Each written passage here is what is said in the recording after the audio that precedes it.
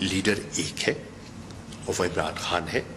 اگر کسی شخصیت پہ مکمل اتفاق ہے تو وہ عمران خان ہے. میں سمجھتا ہوں ووٹ بینک پہ ان کا ہے. پارٹی کے بانی چیئرمین ہے, صرف چیئرمین نہیں ہے, بانی چیئرمین ہے. یہ تحریک انصاف کا جو پودا ہے یہ عمران خان نے لگایا ہے اور اس کی پہلا ان کا ٹینیور ہے, پہلی ٹرم ہے. لوگ ان سے, ان کی شخصیت سے متاثر ہوئے ہیں, ان کے نظریے سے متاثر ہوئے ہیں اور لوگ ان کو ہی وزیر اعظم دیکھنا چاہتے ہیں اور انشاءاللہ وہ رہیں گے.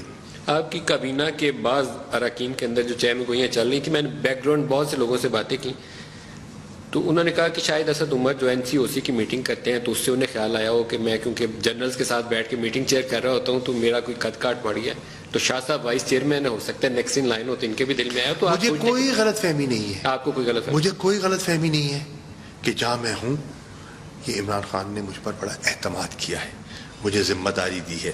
میں سمجھتا ہوں کہ پارٹی میں مجھے ان نے نائب کپتان کی عزت دی ہے, میں بھول نہیں سکتا.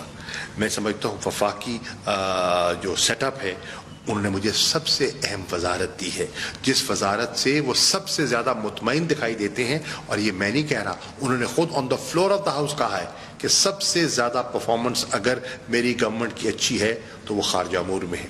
تو مجھے, میں سمجھتا ہوں بہت بڑا اعزاز دیا ہے انہوں نے.